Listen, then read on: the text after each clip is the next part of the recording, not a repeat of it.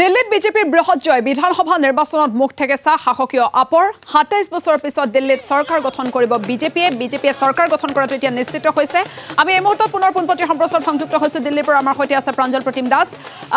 প্ৰতিম দাস পোনে আপোনাৰ ওচৰলৈ ৰাখিছো ইতিমধ্যে বিজেপিয়ে যে চৰকাৰ গঠন কৰিব দিল্লীত ২৬ বছৰৰ পাছত সেই কথা নিশ্চিত হৈছে এতিয়া আটাইতকৈ ডাঙৰ প্ৰশ্নটো হ'ল বিজেপিয়ে মুখ্যমন্ত্ৰী পদৰ বাবে কাক প্ৰক্ষেপ কৰিব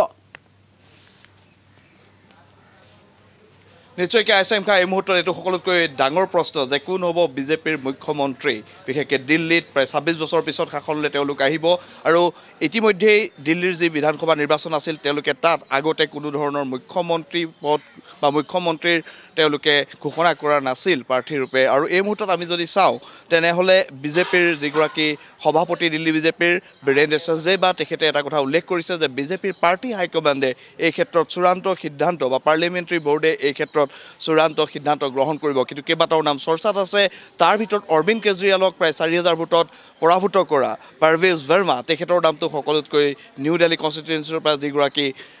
বিজয়ী হৈছে বিজেপিৰ কেণ্ডিডেট পাৰভেজ ভাৰ্মা তেখেতৰ নাম চৰ্চিত হৈছে আৰু পাৰভেজ ভাৰ্মা এটা তেখেতৰ দেউতাক শাহিদ সিং ভাৰ্মা তেখেতো দিল্লীৰ প্ৰাক্তন মুখ্যমন্ত্ৰী আছিল গতিকে তেখেতৰ নামটো খুব চৰ্চাত আছে দ্বিতীয়তে চৰ্চাত আছে বিজেন্দৰ গুপ্তা আমি যদি চাওঁ দিল্লীৰ বৰ্তমানৰ লিডাৰ অফ দি অপজিশ্যন বৰ্তমান ইয়াৰ আগৰ পূৰ্বৰ যিখন তেওঁলোকৰ যিকেইজন বিধায়ক আছিল বিধায়িনী দলৰ নেতা বিজেন্দৰ গুপ্তা তেখেতো আছে কৈলাশ গেহলট এটা নাম যিটো তেওঁ আম আদমি পাৰ্টিৰ পৰা তেওঁ বিধায়ক আছিল কিন্তু তেওঁ বিজেপিত যোগদান কৰিছিল আৰু তাৰপিছত তেওঁ বৰ্তমান জয়ী হৈ আহিছে কৈলাশ গেহলটৰ নামটো চৰ্চাত আছে কিন্তু সকলোতকৈ এই মুহূৰ্তত দৌৰত আগত আছে পাৰভেজ ভাৰ্মা গতিকে লক্ষণীয় হ'ব পাৰ্লিয়ামেণ্টাৰী বৰ্ডৰ হয়তো অতি সোনকালে বিজেপিৰ পাৰ্লিয়ামেণ্টাৰী বৰ্ডৰ মিটিং হ'ব বা বৈঠক হ'ব সেই বৈঠকৰ পিছত তেওঁৰ নামটো ঘোষণা কৰাৰ সম্ভাৱনা এই মুহূৰ্তত বেছি প্ৰকট হৈ উঠিছে কিন্তু আন কেইবাটাও নাম আছে আৰু বিজেপিয়ে যিহেতু এটা কথা